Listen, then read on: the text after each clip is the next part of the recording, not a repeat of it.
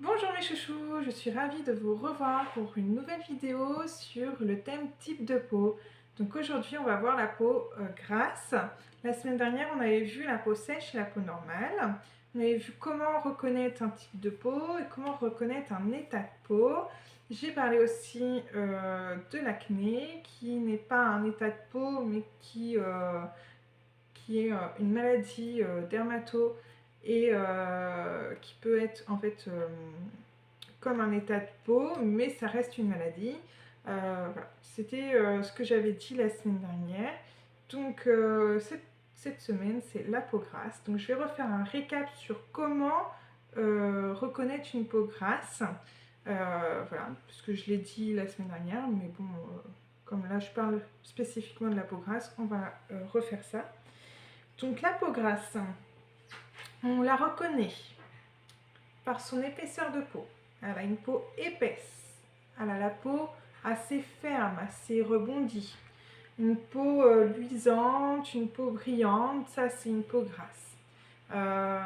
Les pores dilatés, qui est sujette du coup aux points noirs, aux boutons, aux imperfections comme ça. Peau grasse, a pas vraiment d'inconfort au niveau du ressenti, mais peut avoir une gêne euh, de, d'excès du coup de sébum, donc on a vraiment l'impression d'avoir une couche en trop sur la peau. Ça peut être ce ressenti là, voilà. Donc ça c'est la peau grasse. Les peaux grasses du coup sont sujettes à la maladie dermato qui est du coup l'acné, tout simplement parce qu'il y a un excès de sébum et du coup les conduits se bouchent très rapidement. Certes, une peau sèche peut aussi être très acnéique, comme je vous avais dit la dernière fois, parce que ce qui cause ça aussi, c'est la couche cornée qui est formée.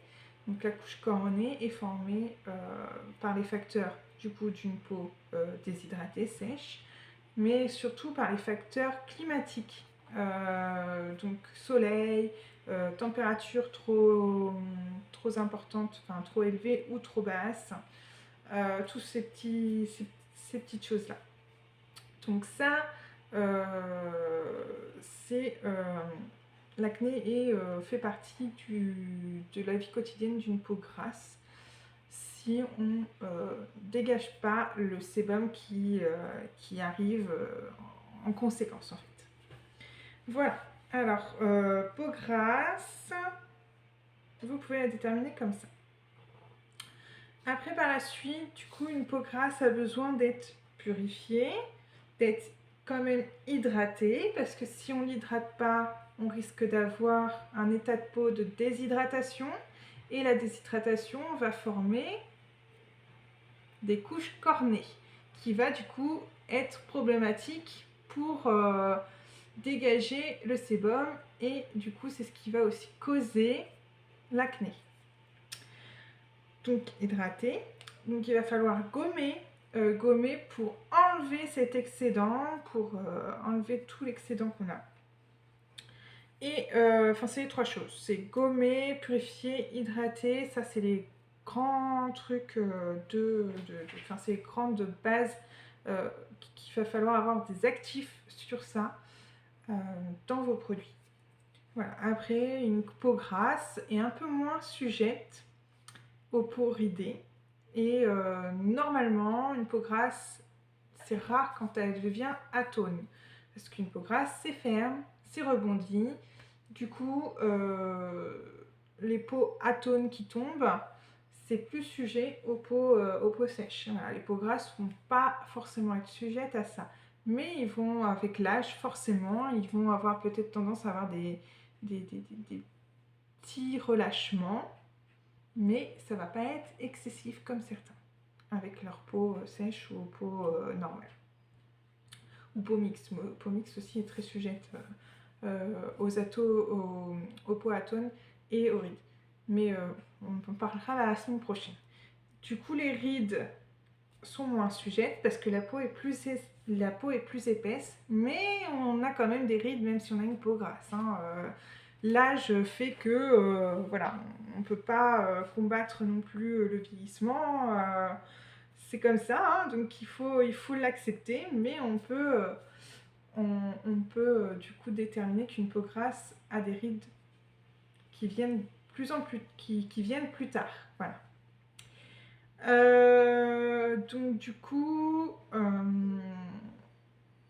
comment dire, si elle est déshydratée par contre, parce qu'une peau grasse peut être déshydratée, oui, c'est bizarre, hein, mais bon c'est comme ça, c'est parce qu'il y a un manque quand même d'hydratation au niveau. En fait, une peau grasse est chargée en lipides, mais s'il y a un manque d'eau, donc d'hydratation en eau, ça va causer des ridules de déshydratation et du coup ce qui peut causer aussi des rides et des ridules. Voilà.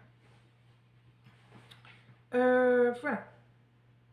Donc pour les actifs purifiants, argile verte, la morionnite, c'est très bien. C'est juste à côté en plus, c'est bien. Donc l'argile verte, la morionnite, c'est parfait, mais toute argile verte, c'est très bien. Les argiles en général sont purifiantes. Il y a des argiles qui vont être du coup. Alors l'argile verte, elle est purifiante, mais elle est astringente. Donc très bien pour les peaux qui ont des problèmes du coup acnéiques, qui vont venir du coup désinfecter tout ça quoi. Toutes les argiles sont purifiantes, sauf que voilà, il y a l'argile rouge par exemple est très hydratante. Donc si vous avez une peau qui a tendance à la déshydratation aussi, peau grasse mais tendance à la déshydratation, préférez du coup une argile rouge pour réhydrater, mais tout en purifiant. Voilà. Après, on verra aussi la semaine prochaine sur les peaux mixtes. Il y a plein de choses à faire. On peut prendre plusieurs produits, on verra ça la semaine prochaine. Donc argilette, tout ce qui est agrumes, ça c'est purifiant et astringent aussi. Voilà, donc les petites lotions de pamplemousse, c'est super. Le titri aussi est très bien. On peut le prendre le titri, vous pouvez le prendre en huile essentielle. Vous prenez une petite goutte et vous le mettez en local. Là où vous avez un problème d'acné, un problème voilà, de petits kystes pilosébacés ou des choses comme ça, vous venez appliquer en fait une petite goutte de titri dessus et normalement vous devrez voir le bout au bout d'un certain temps. C'est ce qu'on va appeler aussi un sérum parce qu'une huile essentielle c'est concentré, donc moi personnellement je le considère comme un sérum spécial pour ça. La rose est purifiante mais pas astringente, par contre elle est apaisante, hydratante, donc voilà c'est pareil, si vous avez la peau grasse mais que vous l'hydratez pas super bien et que vous êtes sujette à une déshydratation, vous pouvez très bien utiliser une lotion de rose ou tout ce qui est à base de rose, ça c'est parfait, c'est génial. Voilà. Après il y a l'huile de camphre qui est très bien, l'huile de chanvre aussi je dirais. L'huile de camphre, l'huile de chanvre sont deux huiles qui sont bien pour les peaux grasses parce qu'elles vont venir hydrater la peau sans boucher les pores, tout en étant comment dire, légère et qui laisse respirer la peau. Donc voilà. Après, hydratant. Faut l'hydrater. Donc là, tout ce qui est hydratant, ça va être les fruits en général, les algues, la rose, l'aloe vera. Qu'est-ce qu'on peut dire d'autre qui est hydratant? Il y a plein de choses hein, qui est hydratant, mais pas nourrissant. Hein. Hydratant, pas nourrissant. Donc il va donner plus d'eau que de gras. Hein. Donc voilà, les fruits, l'aloe vera. Voilà. Gommage. Pour le gommage, là, il faut un gommage à grains. Il faut absolument qu'il y ait des grains pour faire un gommage en profondeur. Pour enlever vraiment tout l'excès de sébum et aussi, du coup, pouvoir enlever certaines couches cornées qui peuvent se former et du coup qui va libérer ces pores qui sont dilatés et qui emmagasinent toutes les impuretés. Voilà, donc gommage avec des noyaux d'abricot, enfin noyaux de fruits en général, des pépins de fruits en général sont très bien. Le savon noir, la mauve, la guimauve et le glycérol, c'est toujours les actifs les plus importants pour avoir un bon gommage. Moi je préfère le savon noir. Savon noir avec des grains de pépins de raisin par exemple. Les grains de pépins de raisin sont super intéressants pour les peaux grasses. Même l'huile de pépins de raisin, c'est pas mal pour les peaux grasses aussi. Donc voilà, vous pouvez après venir me voir si vous avez des questions sur ce sujet, sur les gommages. Bon, bah, si vous avez une peau mature ridée, eh bien, vous préférez les actifs à base de rétinol, de vitamine E, d'oligo-éléments, du miel. C'est les actifs qu'il faut avoir dans ces cosmétiques. Hein. C'est vraiment des très très bons actifs pour les antirides. Si vous commencez à avoir une peau atone, ou si vous avez une peau atone, même si les peaux graves ne sont pas trop sujettes à ce genre de peau, ce genre d'état de peau, vous pouvez quand même du coup avoir des actifs raffermissants, donc le ginseng ou ashwagandha. C'est la même chose, sauf que ça provient pas du même endroit. Ginseng, ça vient plus des Amériques et l'ashwagandha, ça vient de l'Inde, plus du coup au niveau de l'Europe comme ça. Thé vert, voilà, le thé vert est raffermissant. Le thé vert est pas mal aussi parce qu'il est aussi purifiant. Il me semble pas qu'il est astringent, par contre il est décongestionnant aussi. Donc très bon pour les personnes qui ont des cernes, qui ont des yeux un peu fatigués. L'élastine, ça c'est quelque chose de très bien dans les produits cosmétiques pour avoir un raffermissement, hein, comme le nom l'indique, l'élastine, c'est fait pour donner de l'élasticité. Le menthol aussi raffermit. C'est quelque chose d'intéressant à mettre aussi pour raffermir du coup les peaux atones. Je le préfère sur le corps que sur le visage. Et personnellement, j'éviterais de mettre du menthol sur le visage. Mais si c'est en faible quantité dans une crème qui est déjà très riche en antirides et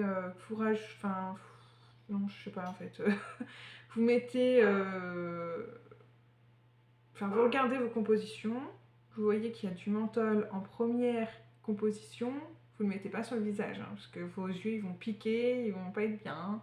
Par contre, vous avez du menthol, je sais pas moi, à l'avant-dernière position, eh bien, il va y avoir un petit côté raffermissant, tout en étant, par exemple, anti-rides. Enfin, si c'est votre crème anti-rides de base, mais vous voyez que vous avez un petit peu de menthol dedans, ça va avoir un petit effet raffermissant aussi. Voilà, c'est ça que je veux dire. Par contre, ouais, évitez de mettre des choses bien mentholées sur le visage. Voilà. Vous pouvez le mettre sur le corps, par contre. Sur le corps, c'est très très bien. Vous avez le corps qui commence à être un peu flasque, vous mettez du menthol, c'est super. Voilà pour les actifs pour les peaux grasses. Alors après, pour le rituel des peaux grasses, toujours 3 choses à faire quotidiennement. Démaquiller, nettoyer, protéger et réparer s'il y a besoin. Voilà. Donc quotidiennement, tous les jours, il faut se démaquiller. Quand on a une peau grasse, en général, on préfère l'eau micellaire, c'est pas mal. Évitez tout ce qui est à base d'huile.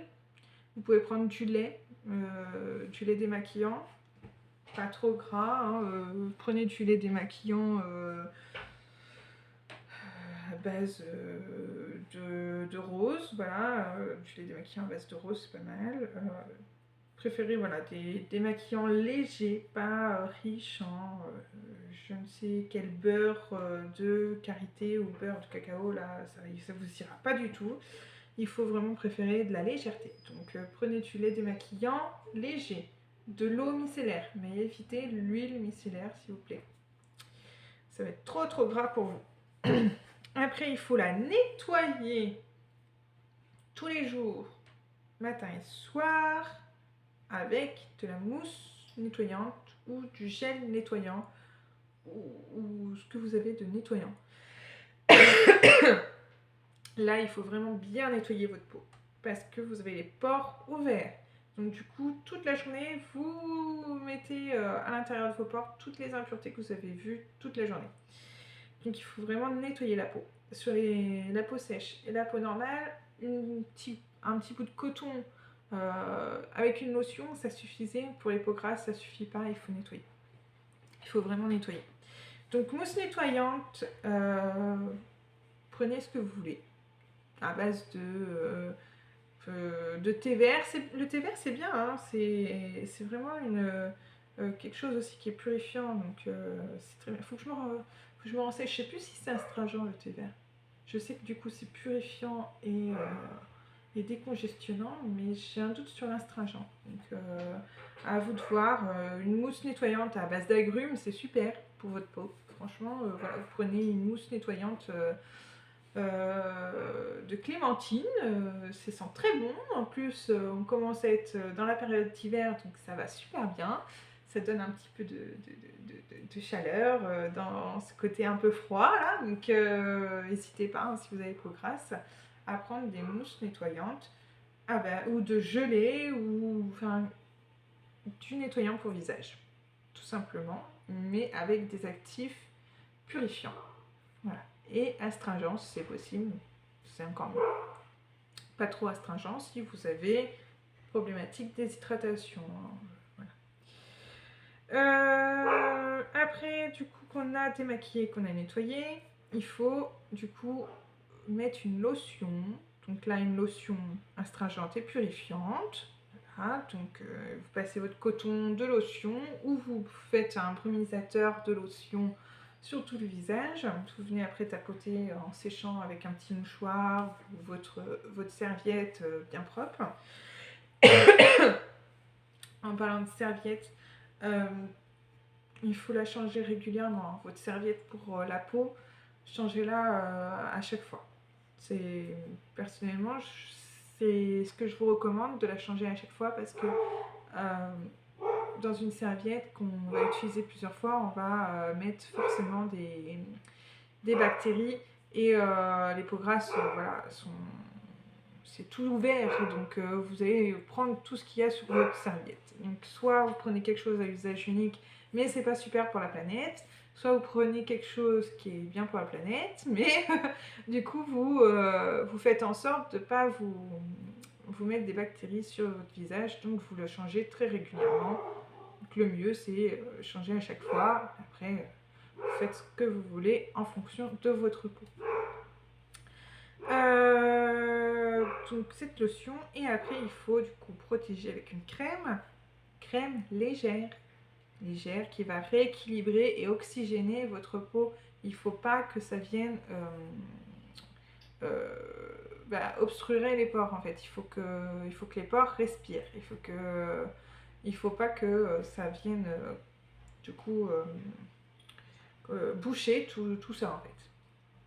Voilà, donc il faut une crème légère à base de fruits, c'est pas mal. Oui, une crème légère à base de fruits, c'est génial. Et si vous prenez une crème légère à base d'agrumes, c'est encore mieux. Voilà, donc Après, voilà, c'est à vous de voir, de tester aussi plusieurs choses, voir ce qui convient le mieux à votre peau. Donc ça, c'est les choses à faire tous les jours.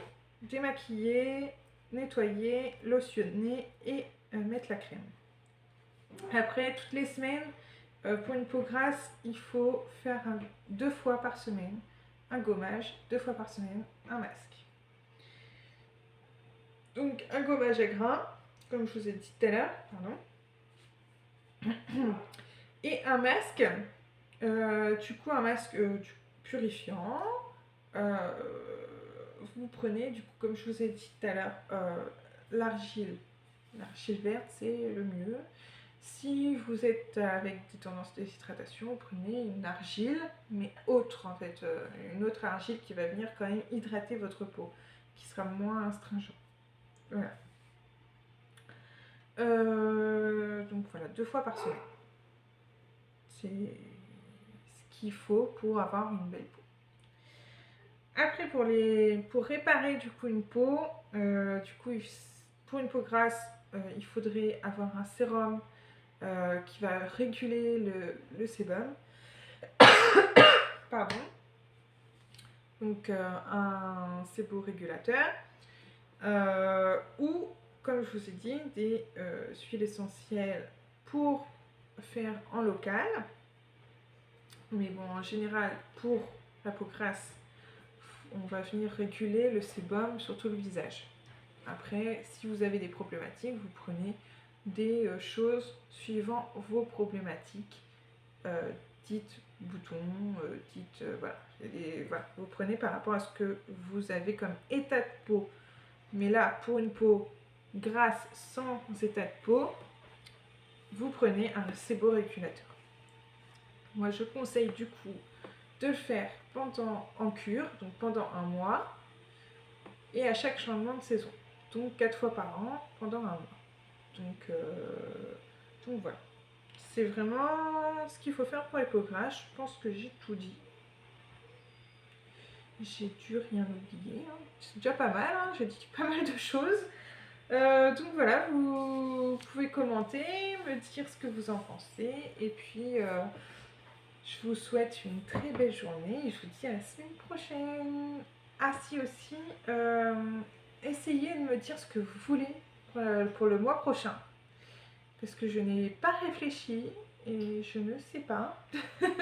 Je ne sais pas du tout ce que je vais vous présenter le mois prochain. J'y réfléchis, hein, voilà, si j'ai pas de commentaires d'ici la vidéo prochaine, j'essaierai de trouver forcément un thème, hein, forcément.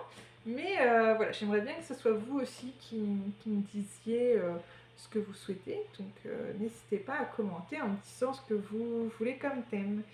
Voilà, moi je vous souhaite une très bonne journée. Au revoir.